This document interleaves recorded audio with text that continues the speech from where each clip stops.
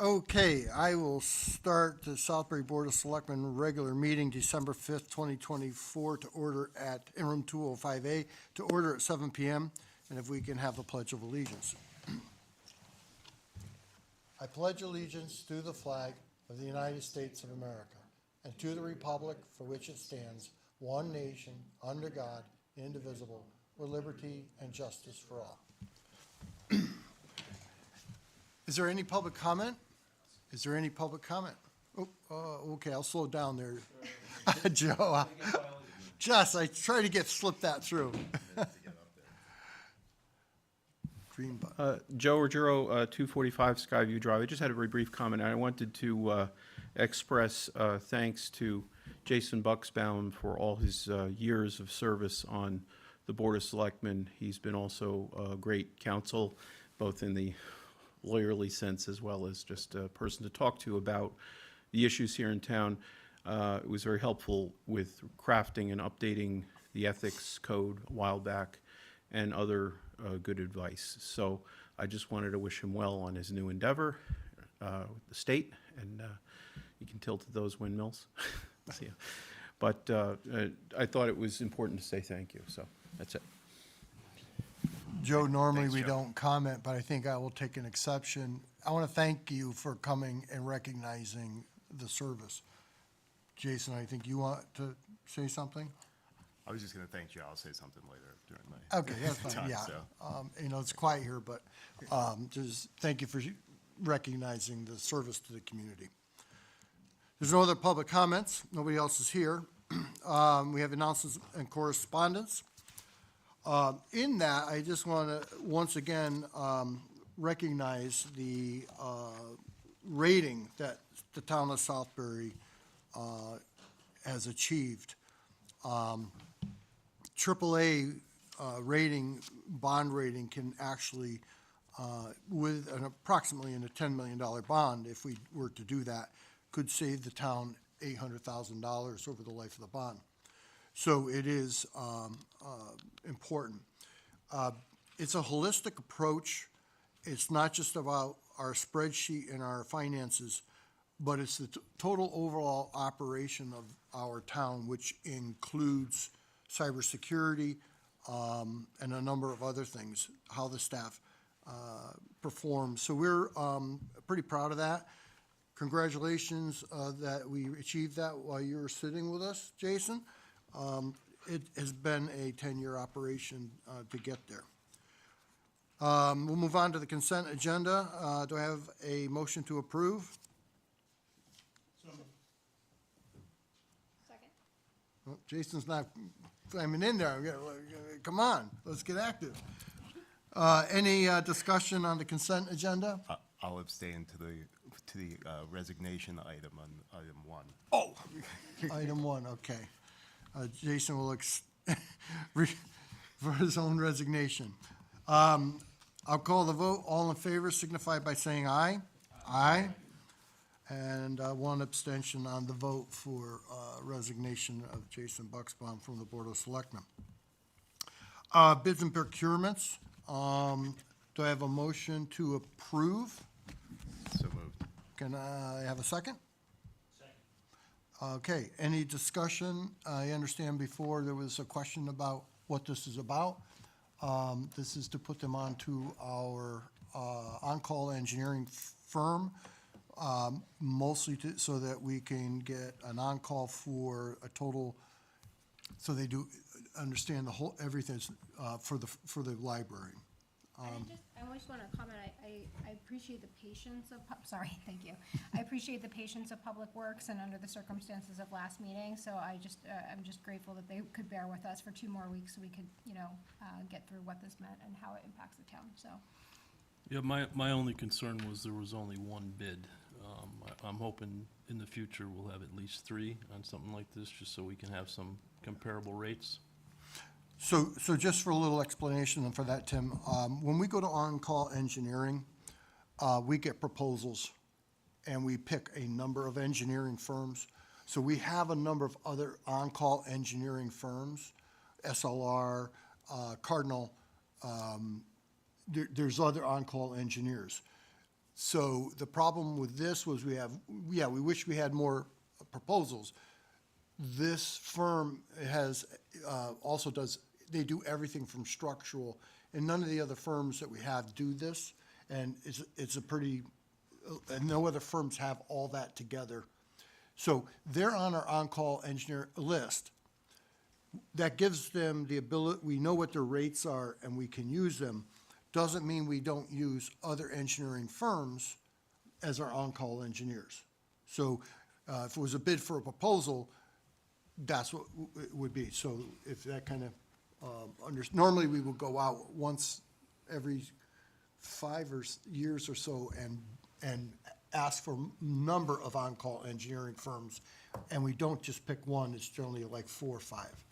Yep. Well, my question too was, we got it that day, and there was really nothing there to back up what they were charging or anything else. So it was very hard for me to vote That's on all right. something that we received that day. That's all. So so after that meeting, the next meeting, I did speak to Blake, as I said I would, to see if there was urgency. And he said he could wait the 2 weeks, which is why we waited till tonight and didn't call a special meeting a couple weeks ago. Because they're still putting together the proposal to go to, for the library. So this is just the step of making them an on-call engineer. Once we have on-call engineers, we bid out projects to on-call engineers, and then we retain the on-call engineer for a specific project. This particular engineer had differing expertise that our current on-call engineers didn't have, which is why they did it this way. But it's a two-step. We're not actually hiring them to do anything today. We're just putting them on an approved list as a vendor, to then hire them at a later date to actually do the work. Okay. On that, I will call the vote on bids and procurements. All in favor signify by saying aye. Aye. Opposed, and it carries unanimously. Minutes of November 21st, 2024 regular meeting. Do I have a motion to approve?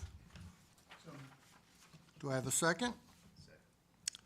I will abstain from the vote because I was absent and I have not reviewed the meeting. Are there any comments or exceptions? If not, I'll call the vote. All in favor signify by saying aye. Aye. And I will abstain. Okay. Next up, library recovery update.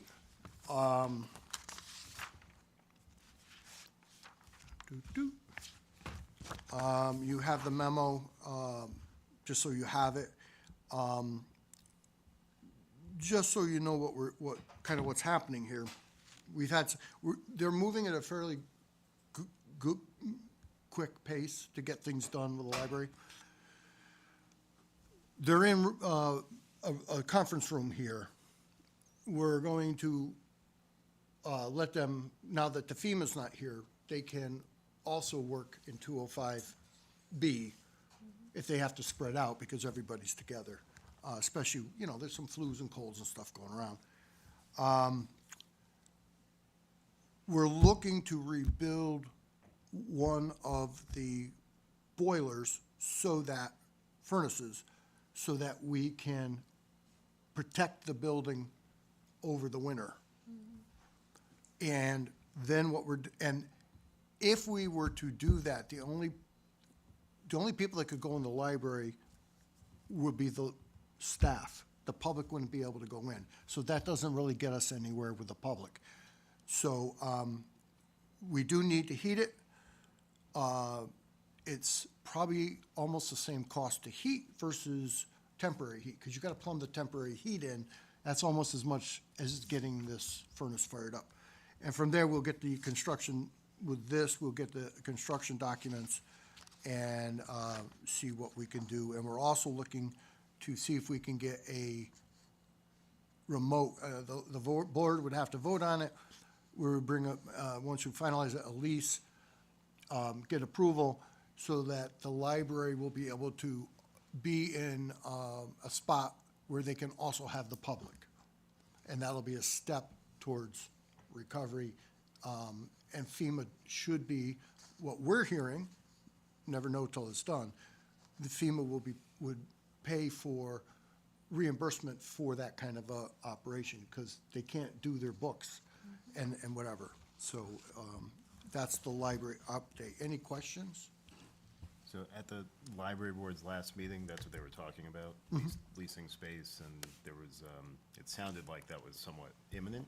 Do you know what the timing on that is looking like at this point in time? Dan is negotiating, so I hope by the next board meeting, to have a lease, I'm hoping, and for a vote to approve and then make, we also have to get some IT in there, so build out a little bit. I mean, you know, desks, chairs.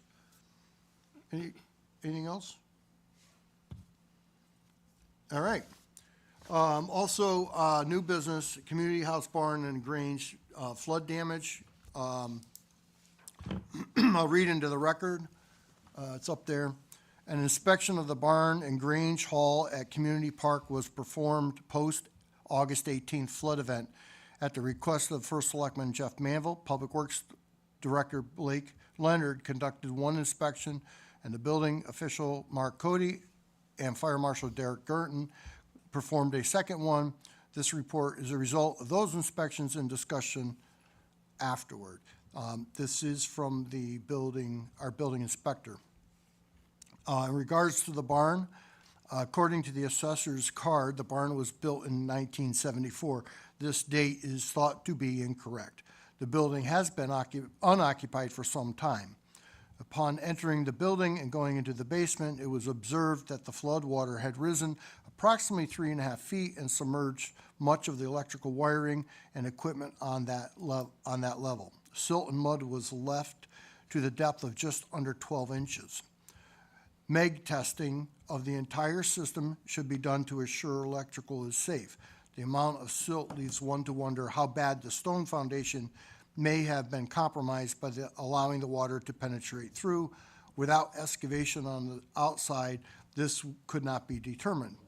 The structural framing members are observed to be rotted, charred, and otherwise stressed. And when we talk about charred, we had never seen that before. There evidently was some sort of a fire that we were not aware of. There is evidence of bats all over the floor. There are several pieces of equipment, backpack blowers, ride-on mower, left there, and there is concern that oil and gas may have soaked into the wood floor. At this point, the building is a structural concern, and without a lot of work is not usable. A structural review needs to be completed by an engineer before any work is considered. This will be considerable code improvements, because this will be considerable code improvements needed if this building is placed into service again, not limited to ADA. The town would need to decide what the desired use of the building is in order to give a detailed code review. The two outside accessed bathrooms are in decent shape. The Grange, according to the assessor's office, this building was constructed in 1925. Fortunately, this building was spared during the flood event. No evidence of water intrusion was observed. Structurally, the building appears to be in good shape. It is currently unoccupied. If the building were to be recommissioned, much updating would be needed. Accessible bathrooms and access do not exist. They're talking about ADA, and a decision as to the intended use must be made before a detailed review could be done. This would require reviews by both the health district and planning, and parking may be an issue. In talking with Blake Leonard, it seemed the cost associated with making these buildings usable may be quite high. While they hold a place in our hearts of many residents, it may not be worth the cost. So we have a structurally unsound building. We're going to have to come to some decision on what to do with that building. Given that it's a stone foundation, that too could become a problem if we were to, and what are we going to use it for? So with that, I'll open it up for a discussion. Most of the concern is the barn right now. We can't where we're not gonna be able to leave it for a long period of time, because it's structurally unsound. So, Mark Cody made this evaluation? Yes, along with Blake and the fire marshal. I'm sure you guys understand my concern with the building, and being a member of the Historical Society, I'm all in favor of trying to preserve this building. I think the minimum we should do is get a structural engineer in there and listen to what recommendations he has for the foundation and any of the structural components of the barn itself. I've been in it. I haven't been in it since the flood, but I did take pictures after the flood, and it didn't appear to me that there would have been that much water intrusion in the barn from the pictures that I saw. Most of the damage occurred below the barn itself, where the tennis courts started. I know it was in use when I was a kid with Pop Warner football. We used the kitchen area. Our parents flipped hot dogs and burgers and you know, made some money for the Pop Warner Football Association that way. I know that the restrooms were opened up until 2018, and for some unknown reason, they were closed to the public. I don't believe in this day and age the current porta potties are sanitary enough for people that are using the basketball courts and the football fields and softball fields. The amenity is there, and I think it would be something that should be kept up to date. It's only going to improve the property values of everybody in town if we don't have the barn looking in the condition it is. I know for the past 15 years, there's no gutters on the building, so a lot of the siding is rotting from rain falling down and splashing up against it. There's been a downspout on one of the gutters that's on there that has been busted off halfway up for at least 12 years that I know of. And I just don't feel that my tax dollars are going to the right things here. That's Anybody my else? say on the community house barn. I hope some other board members will chime in. Jason Van Stone? Thank you, Mr. First, Selectman, through you. I guess I would approach it from a somewhat different angle, and you noted it a little bit in your report. Generally, before I'm for committing public dollars towards any project, I like to know a goal, an outcome, a use. Is there one currently out there? Like, should a magic wand appear tomorrow when we put this barn back into great shape, has a use been identified for it as we sit here today? Or is it simply preserving history for preserving history, which sometimes is a good enough answer, but I didn't know if there was a real use case developed that if this parcel comes back online, it would clearly become this. Our public works have used that barn for storage for a number of years, and that's why there's some old equipment that's still stored in there. So storage could be the future use? Could be a future use. Yep. Having built a number of municipal buildings in the past, generally it becomes cheaper to build a new building somewhere to house lawnmowers than necessarily,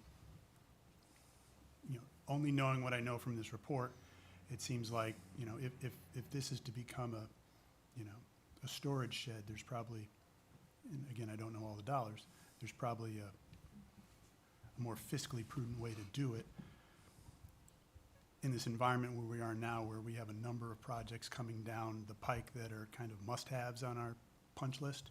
I'm not too sure if this kind of, at least from my perspective, falls into one of those nice-to-haves. So I would tend to want to get through the must-haves, because I'm sure we missed 2 or 3 that we don't even know about yet, before we we tackled these. So not knowing what a structural engineer in that report might cost, I would be somewhat wary of tackling this right now. Appreciate that. I do believe that Blake put together some type of feasibility study and gave it to Jeff back in April. Be nice to see a copy of that. I don't have a facility study from April. What we do have is an estimate on redoing the bathrooms from Blake 2 years ago. I think it was about 2 years ago. I think This is his whole study right here. was $117,000, which today, for the bathrooms, to bring them up and do them, probably more today than 2 years ago. If it comes to the bathrooms, there is actually, because there's a septic and water there, there are actually structures that United Concrete builds that are prefab concrete, ready to go, drop them in place, hook them up. And I think for around that same, and then the maintenance on that is minimal because it's all concrete. And it's built for public bathrooms. So that may be a consideration. I also believe that was this last budget cycle, it was not voted to add it to the budget for those bathrooms. That money was not added. So that's why we don't have money in the budget for doing any of the work. So we can have more to come. Well, I mean, I do want to please. say too, I'm What's that? sorry, Excuse Jeff, me. Could go I ahead. step in for a minute? Go ahead. So I think I'm the only person at this table that actually owns an antique barn. And I think Jeff and Jason have both been in it recently, and they know that it's in excellent condition. It is not that difficult to keep something in good condition. Justin, but- could you just speak into this, just so Yeah, the public sorry. can hear? So, I would say that with this barn or any building that the town owns, at a minimum, we should keep a reasonable exterior covering on the building, i.e. paint, and gutters. That, to me, is very simple. It is the first thing I did to my barn when I bought it, actually, was to paint it and put new gutters on it, because there was damage from the rain just dripping off the end of the roof and splashing back up on the bottom of the siding. I think that should be done without question. I think also, if there is structural concern, we should have somebody look at it. I think the reason that you would look at any of this stuff is to have bathrooms that are not portalets at our one of our most heavily trafficked, frankly, parks. The basketball courts, as we all know, drive by in the summer, always people there. It's Pop Warner's home. It is our adult softball league's home as well. And we need to provide bathroom services at these places. Concrete bunkers put there in place of the barn, I don't know how good that looks. I mean, I always hear planning talking about the entrances to our town, and we have to maintain the look and feel. And the rural characteristic. Well, yeah, and, a coat of paint and some gutters will do that as we work through the rest of the issues at the property. The Grange, I would love to hear from some groups in town that might be interested in getting the Grange going again. I think there could be some grants that could be applied for, but, to Jason Van Stone's point, we need to know what the use is gonna be before we go too far with it. I think Oxford provides an excellent example of what can happen with the Grange Hall. And I think it would behoove us to either put a group together, solicit a group to come and talk to us about what that might look like, what they might like to do. I'm not interested in the town just willy-nilly sinking tons of money into either building, but I think we should do a bare minimum to keep the barn from rotting away. And we should put some subcommittee or group together to look at what might happen with the Grange. That's my take. So, well, Tim, why don't you work on that you're with Park and Rec and a liaison, you're with, and that's under Park and Rec, those buildings. There's a question whether that is under Park and Rec that came up at one of their meetings, so that they're not sure who the purview is to those buildings. Well, it's a town park, so it's under Park and Rec. So the buildings are under Park and Rec. Okay. So I would suggest that bring that information back to the Park and Rec Commission. The concerns of, number one, what use the Grange Hall may have, so we know what we're gonna do.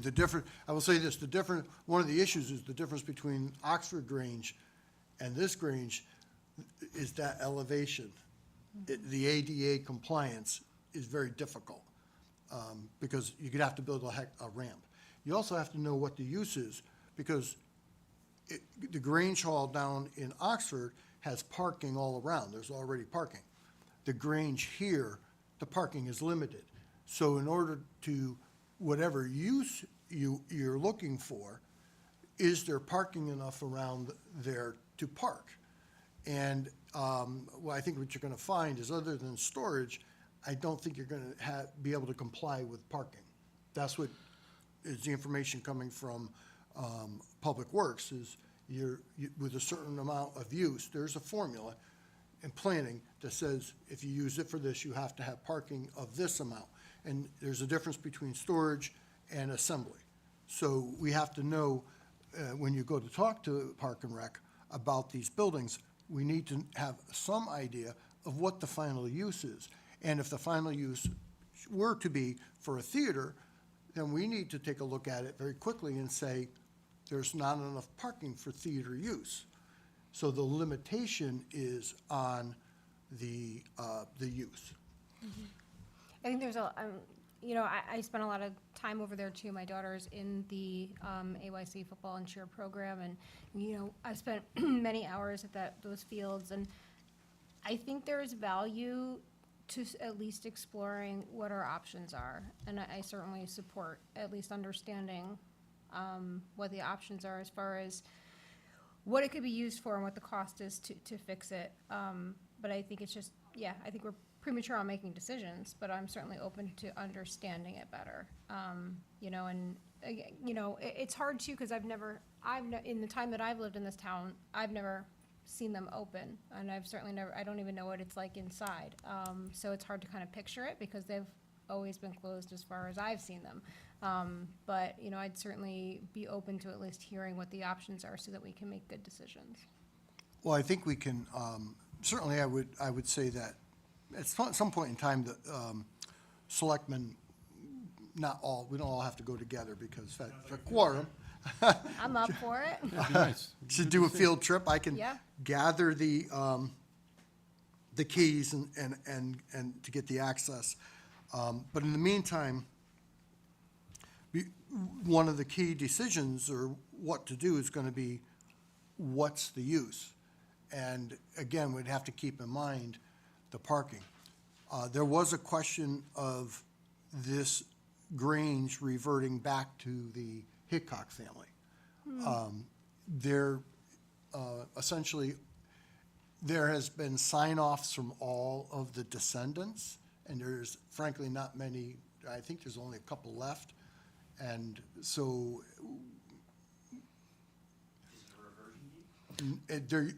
they've all signed off that there's no reversion on it. No, and John Dwyer is in the audience, so it was nice seeing the presentation on both the Grange Hall and the Community House barn a couple months back from John. And I will note that he did say, in his opinion, both buildings are worth preserving. They have historical value, but he did mention that there was nothing that he found that would revert back to the Hickoks, if I'm correct, right, John? We've researched it through our attorney, Yeah. and it's not, it would not revert. They've all signed off, aren't interested in it for a number of reasons, I think.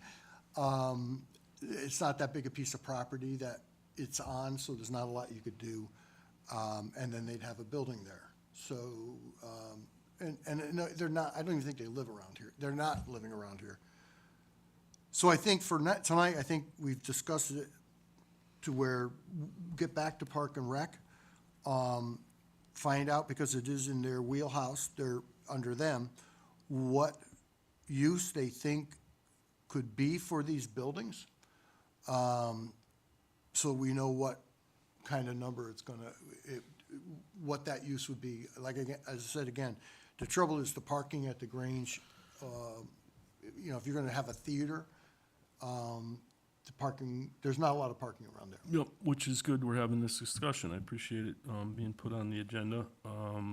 You had identified a parking issue a few months back, and with the current conditions of the tennis courts, maybe they need to be relocated, so we do have some parking for that building if So you could, we do identify a use. number one, you can do that. You can ask, see if Park and Rec has some other area that the tennis courts can go. I will venture from my tenure here, finding a place for the pickleball courts was very difficult. And that's how we ended up at Ballantine, and only because the Public Works raised that area and did a great job.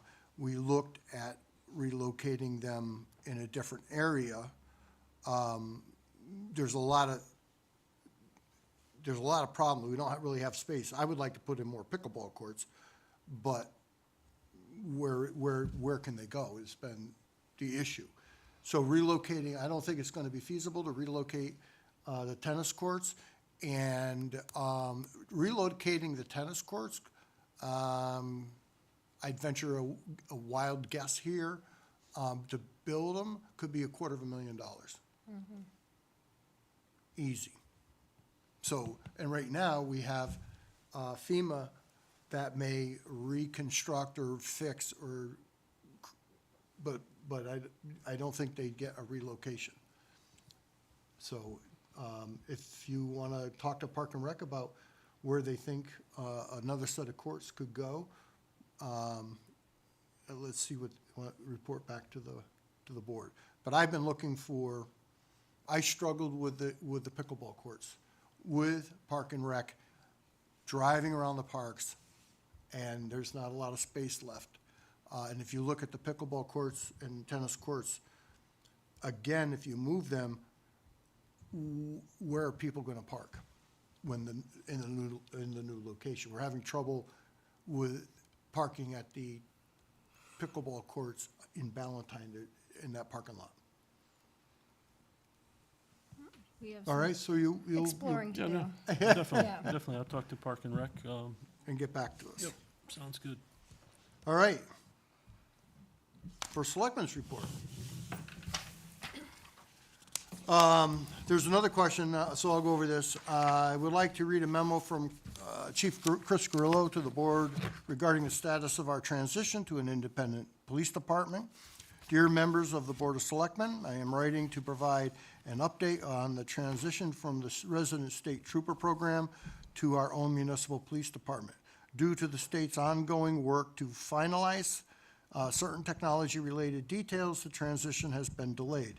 While this was not anticipated, I want to assure you that their delay will not disrupt police services in Southbury and remain stable within the approved budget. The new anticipated timeline projects the transition to occur in January of 2025, though an exact date has yet to be determined. We will continue to work closely with the state to ensure all necessary systems are in place for a smooth and seamless transition. Thank you for your continued support as we navigate this important process for our town. I will keep you updated as more information becomes available. Please do not hesitate to contact me with any questions or concerns. Respectfully, Chief Christopher Garillo. So we will be working with that. Technology is always challenging. For some reason, it just gets you, and that's what they're working on. Something to do with a port and a portal to upload and do something, and they gotta build a network, and I'm like, oh my God. Structural, something wrong with the original one, I don't know. Pool updates, this morning I attended the Pool Oversight Review Committee monthly meeting. I am happy to report that the pool timeline is running on schedule and on budget at this stage of the construction process. We're hoping next week, if the weather looks what it's supposed to do, that they may pour the concrete, because it's pretty good shape. Let me go here. On Tuesday, December 3rd, FEMA met with our flood recovery team to review the next steps in the FEMA process related to the flooding on August 18th. Town departments represented on our flood recovery team include the members from our emergency management, public works, finance, and first selectman's office. In the meeting, we learned how public property flood damages will be evaluated and how to apply for reimbursement of those damages. FEMA's damage inspector explained that he will be responsible for the physically viewing the temporary repairs and reviewing our documentation. Our FEMA program manager provided an in-depth review of what is required from us to submit eligible projects for reimbursement, and FEMA's hazard mitigation coordinator offered to help with any project the town feels will need additional funds to build for resilience. We will spend the next couple of weeks submitting our documentation and meeting with the damage inspector and hazardous mitigation specialist. We look forward to successful outcome, and we will keep you informed on more information as more information is learned. It's interesting, they have the person who, for the recovery, billed back as it was.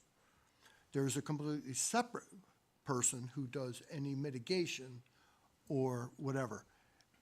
So you build to where your plan is to build back the way it is originally, and then you go to this other person who does not step on this person's toes, though they're together, and then they determine what mitigation, and is still a 75-25 on the mitigation. So we're beginning to understand the process a little bit, because I was a little bit disturbed that if Build Back Better, everybody talked about, then they're talking about only building back to the way it was. So that's how that process works. So if the original was a 36-inch culvert, you go with a 36-inch culvert. But then you have to apply to say, we believe we should put a box culvert. And that's mitigation. That's another separate pool of money. All right? So believe it or not, the federal government is complicated. So we're getting there. And I'd like to remind everybody, this has only been 4 months in completely new territory. Some people are questioning what we're doing. It's been 4 months. So I think we're really doing pretty well with how we've handled that. On November 13th, Salisbury was recognized as a 2024 Silver Certified Community at the Sustainable CT Annual Award Celebration. Salisbury Economic Development Directors Kevin Bielmeyer, Executive Director of the Pomperaug River Watershed Coalition, Carol Haskin, and team leader for the certification effort and founders of the nonprofit Sustainable Salisbury, Chuck Liddy, was present at the Katharine Hepburn Cultural Arts Center in Old Saybrook to accept the award. Thank you to Sustainable CT for recognizing Salisbury's commitment to attain a more sustainable community. We will continue to partner with Sustainable Salisbury, the Pomperaug River Watershed Coalition, and other interest groups to trial and implementation appropriate initiatives to do our part toward creating a more sustainable future. Arts and Culture Subcommittee proudly hosted the Salisbury 2024 Arts Awards on November 19th at the Riverview Cinema.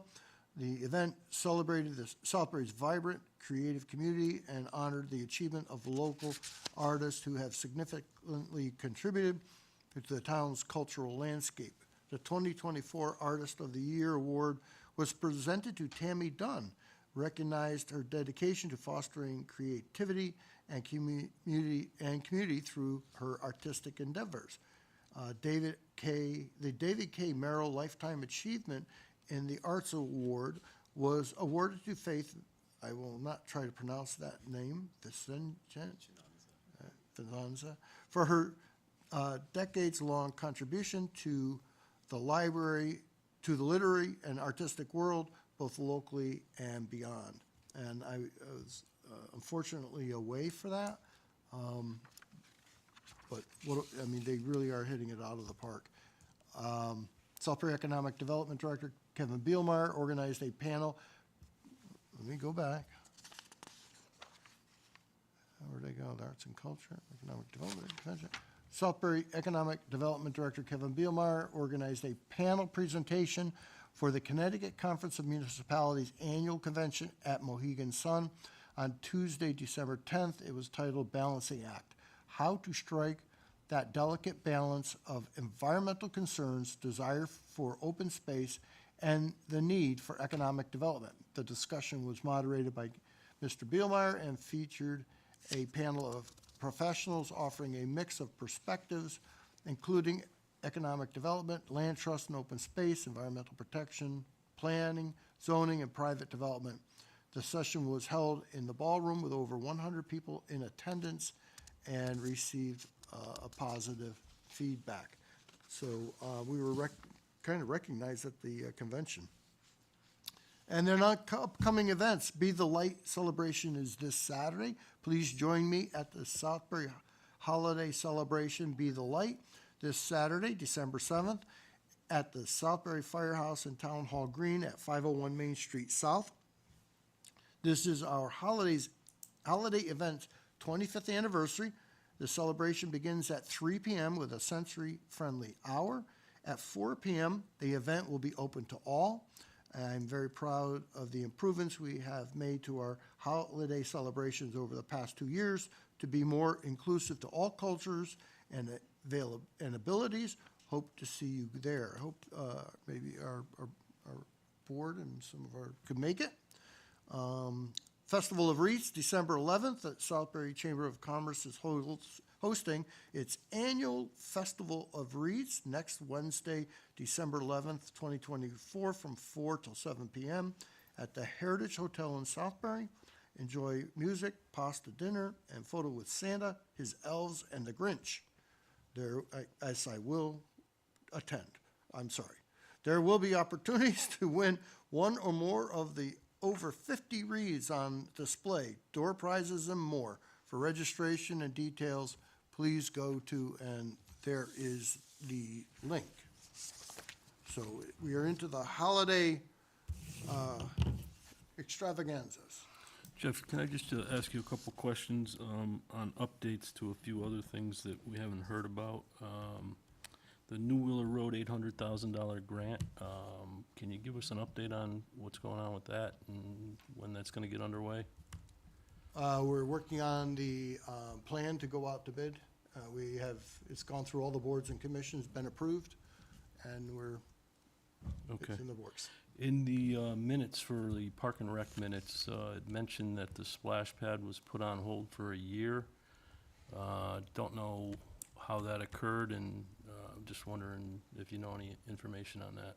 So how that happened was there was a certain amount of money that was appropriate, was from ARPA money into, was for Park and Rec, for some projects, and the pickleball courts was the main one. There was not enough money left with that money to build a pickleball court. It was, or not pickleball, to do a splash pad. It was used for another purpose, but there is, in the budget, in capital, it is funded, it's going to be appropriated for the, put in for the, this year, this next budget and the budget after. to do it. Yeah, no, there was 354,000 that was appropriated from the ARPA funds that would go toward the splash pad, and I know that Park and Rec does have a subcommittee that's working on the total dollar amounts that would be needed to put that splash pad in. It was just concerning to me that I saw in the minutes that it had been delayed for a year, and I'm not sure where that came from. Well, that's might be what they said in the minutes, but it's, the money, there wasn't enough money left in the ARPA funding. It was used someplace else because you have to use it.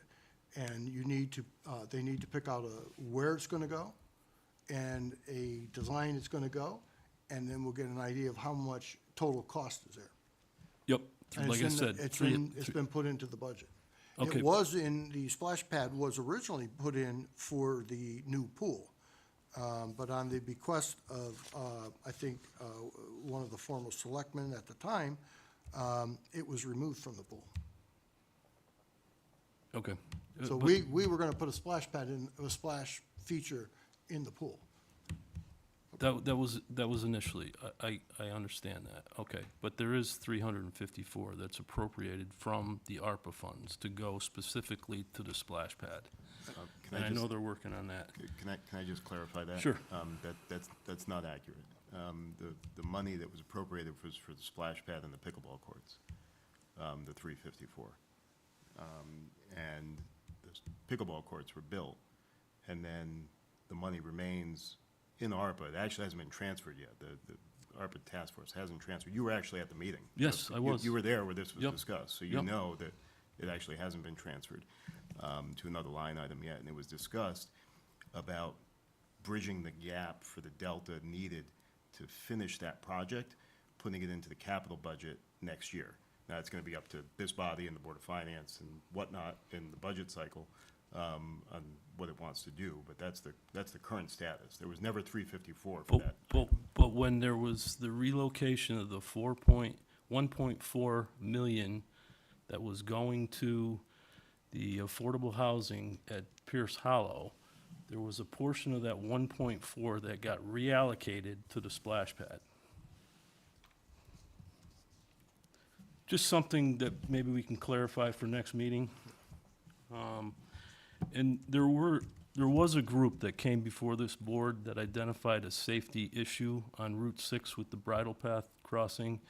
I know you met with some state reps. Do you have an update on that?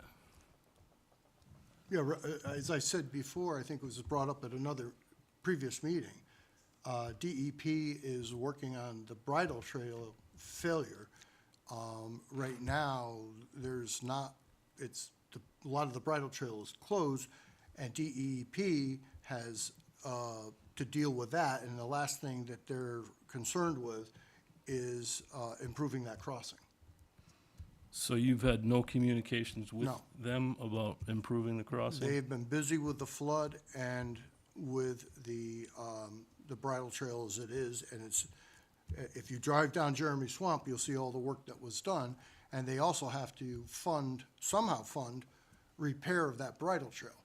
So there's not gonna be a lot of repair to a current crossing. I have seen on Jeremy Swamp, what are they actually doing? It looks like they're taking the whole thing down. They did take it down to stabilize it, and I think, my understanding is, you're not gonna put back what was there and let those slopes come down. hope not, it was all sand. And there's not much of anything there. I think they're gonna be doing a culvert and making it so that if it comes up to that culvert, it just comes over, but only, down low, not up there. So it'll just overflow. I think they haven't had final design, but that's, hopefully, then they can come down, but they still have the other one to do. I don't know where they are with that. So until they're stabilizing and have a plan, they're not going to be working on that crossing. Personally, I think that the conversation should be made and continued with the state reps on that. There was over 800 people that signed off on that, and it's an identified liability and a safety issue for the town of Southbury. It's not a safety issue for the town of Southbury, it's a state bridle trail. It's a safety And it's a issue for state road. anybody that's crossing Route 6. It is a state concern. And And they it's a are town currently concern. working on the rest of the bridle trail. I'm sure when they come up with a plan, they will move on it. Can I ask, does anybody know how much use, if any use, is happening on the bridle trail in that area right now? Is it, are Not supposed to be on it. yeah, that was my question, and which I think maybe leads to why it's not a priority, is because it's not usable right now. Well, maybe going that way, but there's a number of horse farms on Route 6 that are using the bridle path and are crossing Route 6 daily. Got it, thank you. Okay, reports from liaisons. Justin? Economic development is not met. As we know, we will be addressing their referral regarding the Arts and Culture Subcommittee and making them potentially their own committee, which we'll do at our next meeting. IPOC is not met, strategic plan is not met, pool oversight met this morning, and Jeff already filled you in on the fact that we are moving right along over there and hopefully pouring concrete next week. That's it. Jason, your final report. Final report. So I have nothing to report from any meetings, because I didn't have any. But just wanted to take this opportunity to say a couple things about my time here. So I joined this board 9 years ago this weekend, along with First Selectman Jeff Manville, Selectman Betty. We've been here for the duration. You guys, will continue on. And, it's been an enjoyable, it's been a rewarding experience. I think we've accomplished a lot during that time. There's been a lot of issues that's come before our body. There's been a number of natural disasters that's come before the town, and other things. And each time our communities come together, it's been, better tomorrow than it was yesterday. We've continued to build up, and that's because we've always sort of stayed true to our purpose in serving the community. We've been through, there's been different people sitting around this table over these 9 years, but when it came to the core issues of what matters to a town, what matters to a community, most of our votes in 9 years, I could probably count on two hands, votes that were not unanimous, because we engaged in respectful discussion, disagreement, analyzed issues, and built consensus, which is what I think is a model of good government, and something that I ran on when I ran for this seat back in 2015. Something that has been a goal of mine throughout my tenure in public service, and is certainly going to be something that I'll aspire to as I continue on. So tonight's my last night as a member of this body. It's been an honor and a privilege to serve the people of Southbury in this capacity. I just wanted to take this opportunity to thank the residents of Southbury for the faith they put in me, the support and encouragement over the years, and for entrusting me to be their voice on this body and on the next. So, I'll be leaving this board, but the good part about that is that's a little bittersweet. Like I'm going to miss this. I've enjoyed it. I've sat at this table, spent a lot of time around this table with with you guys and other people who have been sitting at this table for the past 9 years. So I'm certainly going to miss that and miss all the work we do. But the exciting part is that I'm still going to be representing this community, and I'm still going to be working with everybody around this table. So I'm sure I'm going to be hearing from you on a lot of the issues you keep bringing up, Tim. So give me a call. And there's going to be a lot of work to do in Hartford for our community as we continue to move our community forward, and I'm really excited to do that. I also wanted to just acknowledge the tremendous operation we have here in town. We have, the banner, I guess, is in the other room. It says, our town runs on volunteers. Some of them are here tonight. And it really does. All of our boards and commissions, everyone that comes together as a community, everything that's so wonderful about our town that, makes the town run. And our town employees, all of our department heads, a lot of them over a 9-year period, you have a lot of, you know, you have change and whatnot, and our board has hired most of these folks that are currently running our town.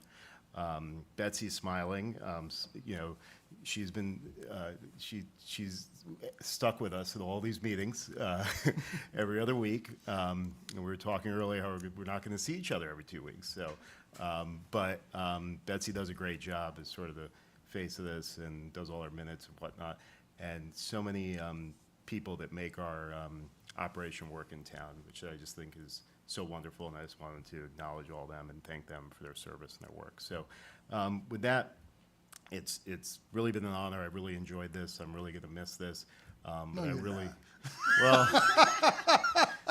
you know, I was about to say, well, maybe not budget season, but that's actually my favorite time of the year. So I actually like budget season. I'm the weird guy on the board. But I will, but I'm looking forward to what comes next and what I can continue to do for this great community. So thank you all. Justin, I see your green light on. I don't know. I was just gonna say, I hope that you will still come and visit us and give us updates like Art O'Neill did when we started here. Because And, it is helpful to know, not every 2 weeks perhaps, but I won't be here every 2 weeks, but I do recall that, and that was helpful, and he did come, and he used to come at the beginning of session, ask, you know, what people are interested in and whatnot, and I do think that's important, and I think it's important for our state representative to have a connection to the community and to this body, and I would expect to continue that, so. Thank you, thank you. We appreciate your efforts here. Tim? Yeah, I, first off, just want to say thank you to Jason for everything you have done. I appreciated all the work that you've done throughout the years for the town of Southbury and your common sense logic to a lot of the issues.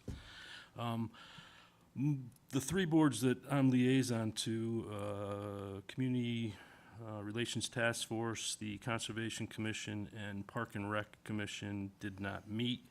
I did want to bring up the fact that the Pomperug basketball community did a basketball jamboree over the November 23rd weekend to sideline cancer, and they raised $7,500 to go toward townspeople or the region's people that are suffering from cancer.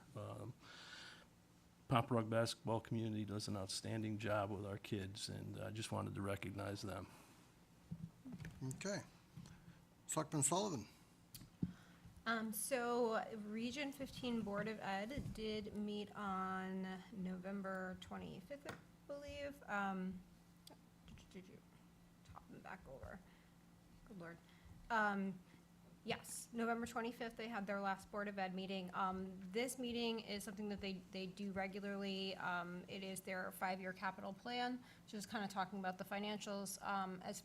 A lot of it is the various facility upgrades that have to be made in all of the different buildings. A lot of the focus in this particular one was on their HVAC system, but there's, you know, various things. It could be pavement, it could be bricks, all the things that we talk about with buildings here, they're doing the same thing with our schools. But the one thing that I think was just really resonated to me, Superintendent Smith pointed out that they have, you know, roughly $1.7 million that is in operations funding capital and capital reserve. And he noted that roughly 5 or 6 years ago, when they started this, the capital reserve was zero. There was no capital reserve. So I just wanted to point out that I think is a tremendous growth within the region, and that they're doing a great job in making sure that they have the ability to fund projects as they come up, much like our Board of Finance has done such a great job in helping us as a town be prepared for things. It looks like the region is also just doing a tremendous job in making sure that they have the resources to get these projects done. So it was just, that was like the one biggest takeaway for me, that I thought that was a notable improvement through the years. Selectman Van Stone, and I'll say that so it's not confused with Jason. One more meeting. Thank you, Mr. First Selectman, through you. The Senior Commission, the IT Steering Committee, and the Energy Task Force has not met since our last meeting, my last report. The Charter Revision Commission, however, which I was actually a regular member of before I joined this illustrious board, has been meeting regularly for some time now. Our chairman is here. I would say we're in the transition process now from kind of collecting input from the community, department heads, commission chairs, and now we're pivoting into the dissecting of information and getting into identifying which of the key topics that we're going to spend the next number of months digging into before we put together our somewhat final report back to this board here. So thanks to the stewardship of our chairman, Joe Ruggiero, we are tackling a lot of information. He's doing a great job making sure the entire commission is informed and up to date on the subjects, and the group of volunteers on that committee have really taken this task to heart. And I think once we're ready with those recommendations, they're going to be good ones coming to this board here. Thank you. If I could, I didn't know if this is where I was going to take my point of personal privilege for. You can, yes, for, I'm sorry. No, that's quite all right. As everyone else in the room, Selectman Bucksbaum, I guess for the last time, I remember our first day serving on this board like it was 2 months ago. Almost yesterday. The time has really flown. I joke, we've known each other for a while now, and to a degree, it's your fault I'm here. You kind of pulled me out of political retirement when I moved to town, and I was very happy there, but happy to be back. It's been a pleasure working with you on this board, but more importantly, in real life, where you've always carried yourself with aplomb and dignity and kind of risen above sometimes the fracases that were around us, so I appreciate that. Luckily, you're not going very far, so that's good for us. And while it's the town of Southbury's loss, it is certainly the 69th District's gain. I think you're going to represent us incredibly up at the State House. And luckily for you, since you like budget seasons, you're going to have a whole new one to deal with up there. So I hope you enjoyed those meetings. But I wish nothing but the best of luck, and thank you incredibly for your service. Before I take a motion, I would entertain a motion, frankly, it's housekeeping, to add to the agenda appointing my pro tem after Friday. Because if I get hit by the bus, someone's got to sign the big checks. I would say that I would can I appoint? All right, is it the vote? The vote, you get the vote. You get one more big vote here. I'm looking to appoint, I'm going to look to appoint Selectman Sullivan as my pro tem in my absence to hopefully keep the town running. And if I'm not around, sign the check, so you'll have to do that. Can I have that? I'd make that motion. I'll second it. Made and seconded. Any discussion on my pro tem? All in favor of naming Selectman Sullivan as my pro tem, signify by saying aye. Can I abstain? Aye. None opposed, so I have a pro tem in case I get hit by the bus. And I'm not going on vacation that I know of, but we'll get you settled into that next week or so, because Jason's the one who signed the checks in my absence and can chair the meeting, so we'll do that. Tremendous amount of power and authority. Yes, it sounds, Never got a jacket, never got a jacket. it sounds like You it. should have ordered it when you were sitting there. You had the power. I still have 24 hours. And to that point, it's funny because Jason has, and I failed to acknowledge him when I was doing my my committee reports. But what's funny about Jason is probably one of the best teachers that I've come across in all of the things that I've done, whether it's within the town committee or here on the Board of Selectmen. But again, another thing that I can learn from you, Jason, is now kind of how I can step into that role in a better way. But again, just you taught me a lot through the years. What I really appreciate about Jason is that we don't always see eye to eye, but we always get to a place that is, you know, it couldn't be more respectful, and it couldn't be more, you know, for the better good. But, you know, we've kind of learned how to learn from one another. But Jason brings so much knowledge, particularly in worlds that maybe like process and the legal part of it, like that's not really my thing. I certainly have a lot of thoughts and feelings on issues, but as far as like his background knowledge, that is irreplaceable for this board. And I thank you very much for all of the knowledge that you've shared with me. And I only see this as growth for our town, for him to go up there, because I don't think anybody knows the issues of the people of Southbury better. And I think he's just gonna do bigger and better things for the bigger 69th district. And I'm looking forward to seeing all that he can take from his experiences here and bringing them up there, because I think the sky's the limit. So, thank you. Guess with that, motion to adjourn. So moved. And a second. Second. All in favor? Aye. Aye. And we